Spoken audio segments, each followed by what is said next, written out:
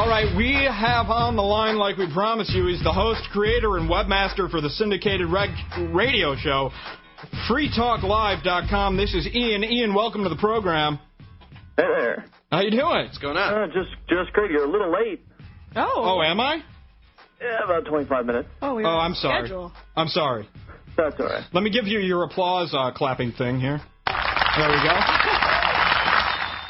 So what's up, Ian? Ian, we already discussed what podcasting is, so we don't really need to talk about that. Well, I missed what the definition was. Who defined it? We actually had a guy named Chris Smith. He's the president and founder of Pale Groove Studios. I don't know if you've heard of them. No. Good. No, he was on here, and he kind of discussed what the definition was. Could you break it down for me? No. I can't. Why? Do you know what it is? Do you have a definition? Well, it depends. There seems to be different schools of thought within the podcasting so-called community.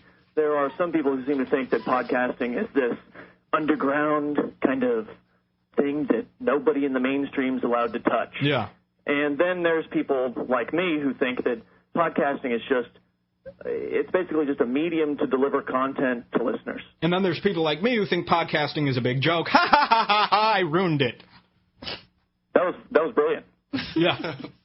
Everyone's supposed to laugh after I talk, by the way. No, but Chris did say something like that. He was following the same same path with that. What I wanted to talk to you about was, do you think podcasting's a good idea for radio? Do you think it's the best? When you say radio, what do you mean by radio? I mean radio or what? Yeah, I'm talking about talk radio, because a lot of these podcasts are shows like ours, which are talk radio shows. Do you think it's good for the future of radio to be able to have anybody putting out a podcast? Well, I think that podcasting is just an extension of what's always gone on the internet. I mean, it's just getting more attention. I mean, I know I've been doing internet casting for a while and also being on the radio at the same time.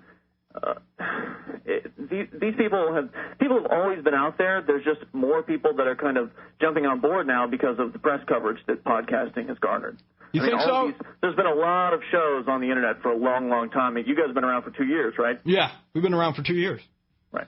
But the thing is, I just think maybe it's getting a little too easy to do stuff like this. You know what? When the video camera was first made, the digital camcorder, the film industry was pissed. They said, now every little fat girl from Ohio can run around and make her own movie. So they got scared. But you know what? You do realize that you can't compete against somebody like Paramount Studios just because you have a video camera. So maybe now I'm changing my thought. Earlier in the show, I was kind of worried because I see podcasts. People, they pick up a $15 mic from Radio Shack. They get a free program online to learn how to record. And they throw up a podcast. It costs, there's sites out there that'll host your podcast for $4. There's some sites that'll even do it for free. So it doesn't take that much money. And what I'm afraid of is there's a lot of talentless shows being put out there that are flooding the market. You've complained about that on a prior show, and I would say don't worry about it. Yeah. What's your history with radio? Have you been on air? You sound like you have. No. Thank you, though. No, I haven't been on air. We actually started doing this as like an audio journal thing that was on our we had like a recording studio type deal, production company. We did video and film and all that. And so every day on our website, it would be like, hi, this is Mike from Redbar Productions. Make sure to check out our links page. But then we started adding jokes into it, and it became longer and longer, and now we're here. No radio experience. After 2 years, do you make any money at it? Yes. Is it millions? Come on. I just bought a house in Malibu. I've been doing my show for 2 years, and I'm not making anything. Come on. No, we can't really discuss our financial situation. Okay, that's fine. Well, keep that in mind while I say this about the little guys out there in podcasting land. You and I, we've been doing this for 2 years, and that's a factor that I'll tell you, if you're in the radio business and you haven't been, it's just like anywhere else. You have to pay your dues. I've been on air since I was 17 years old, and now I've got my show 7 years later. So you've really got to put the time into it, and as you know, if you put it in consistently, you'll garner the listenership necessary. I was just reading posts today on Podcast Alley about all these little podcasts that are just up and die, and they don't even announce that they're going anywhere. They just disappear. So one thing that shows like ours have over competition, if you will, is longevity. We're there constantly, consistently, week after week. Well, maybe you are. We're not. Sometimes we take breaks, and we're very neglectant towards our listeners. We have been in the past. Now we're here. Maybe you're just going to have to get more competitive, man. Yeah, I know. And this podcasting thing has really stepped up our game because you got to. Now I got to prove. Yeah, I didn't really know there were these types of shows out there, as many as there are. I really didn't. There's 1,000-something, I think 1,500 maybe shows at Podcast Alley, but there's only 50 that are in the top 50, and there's only 10 in the top 10. So there's a lot of people out there that I would call the podcast purists or the podcast communists, and they just kind of have this. They have this kind of, well, we're a community, and we're really elite and underground. Like the Dawn of the Drew show, maybe? You're a radio broadcaster. You can't come in here. Okay. That's kind of the idea that some people have. Now, a lot of these podcasters, they have this attitude that they never want to be getting paid to do this, or they never want to do real radio. Less competition for us, for advertisers. Yeah, that's what I'm saying. Do you think this is kind of a fad? There's room for all of the shows. If they get listeners, more power to them. Yeah. Do you think this is kind of a fad right now? Do you think this thing will die off a little bit, there'll be less shows, or do you think it's just going to get bigger? That's an interesting question, and I can't predict what the market's going to do. Well, you have to, sir. No, I'm joking. Do it, dude. You know what? It's great. What do you think the future of this is going to be? What do you think this is going to go to? I was talking to Chris Smith earlier, and I was asking him, do you think we're going to get Internet radio in our cars? Do you think this is going to be a more mainstream thing, or do you think it's always going to be, he does a show on the Internet, big deal? Internet radio would kill podcasting. Although it's still just the same people would just kind of convert over to it. Yeah. Podcasting as a format is, by its nature, it's never live. Yeah. So if you actually had live Internet in your car, then you'd actually be able to listen to live Internet radio. Mm-hmm. So I don't know what the future of podcasting is, but it's definitely hot right now, and if it helps my show garner extra listeners, it's well worth it. Yeah, and you're going to get some extra listeners tonight for being on this program. Well, I appreciate your calling. I appreciate you being here. I don't want to let you leave. I really don't. What is freetalklive.com? Let's let you plug your show. Well, we as well have been around for over 2 years, and we've been on the air since day one, starting in the Tampa Bay area.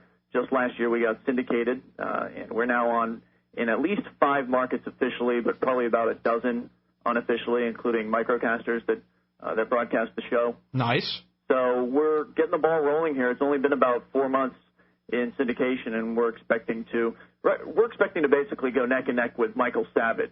Oh, really? Are you guys against him, or are you on the same Republican? No, we're targeting him. We're going to take his ass out. Nice. You know what, Michael Savage, I got to say, I don't agree with his beliefs. He's on Air America Right, right? He's a fucking lunatic. He is. He puts on a damn good show, though. I don't agree with anything the guy says, but I listen. Hello? I got to give him credit for that. Yeah. He's on XM, though, right? I have no idea. Oh, what do you listen online? All I know is I want to be on XM. Now, I heard you guys saying something about you got a satellite deal. What's going on? Hey, hush, puppy. Don't let the cat out of the bag before Christmas. I saw it on the Internet, man. Yeah, I know. That Internet, that wacky old Internet. I had a couple more questions, but once again, I forgot them. That's good show prep. It is. We don't really prep for the show. It's kind of been our thing, and that's what people like about it. Right on. We don't want to be as scripted as these other shows. Well, the other gig about Free Talk Live is we take calls about anything. I mean, you can literally call in and you can talk about cheeseburgers, you could talk about politics, you could talk about a personal problem. Yeah, that's bad radio. We don't do that. Yeah, I'm joking. I'm trying to, you know what? I'm just trying to make this interview fresh. You know what I'm talking about? Here's the question. You're definitely fresh, Mike. Good. Here's the question that I wanted to ask you. Do you think people out there are thinking Internet radio, liberal radio, or do you think they understand that there's both? Do they think we're just a bunch of hippie kids that are trying to fight the system? Because that's kind of the drift that I'm feeling from people. Oh, he does Internet radio. It's one of those fight the system things. I kind of don't like that. You know what? I'm just not even tapped into that. I know what the podcasting community thinks as far as politically, at least what I've observed from the message boards. Mm-hmm. But I think anybody that takes a close look into podcasts will quickly see that this is just any old Joe with a microphone. Yeah. And if it's any old Joe, then that means you could have everything from a white supremacist to an ultra-leftist socialist on the air. So take it with a grain of salt and find something you enjoy. And once again, I forgot the next question. I had it for you, too, but like I said before, I've been up all day and all night. I'm kind of loopy right now. But I want to thank you for being on the program. Good information. You sound angry. I'm not going to lie to you. What do you think I'm angry about? No. You know what? I'm definitely angry. Are you? You're right about that. Are you angry at me? No. Do you like me? I'm angry against the system. Do you like me? Don't have an opinion, man. Could we be friends? I don't make friends over the phone. Really? No. I'm one of the people who believes that you have to know somebody in person to be a friend. Yeah, I mean, can we be like on a good level of acquaintanceness? You could be an associate, absolutely. Okay. Business content. What about that other radio show without saying their name? The other radio show has mentioned me on his show, and that helps me get listeners. Oh, so great. So now we have the same... You know what? What is this guy doing? Is he, like, tapping my phones? How does he... Whatever. Thanks for being on the program. You're a good man. I like your stuff. Best of luck in your endeavor. What's that? Best of luck. Oh, thank you. Best of luck to you. It looks like you're already going down the right path. Ian, thank you for being on the program. Ladies, man. FreeTalkLive.com. Ladies, man. FreeTalkLive.com.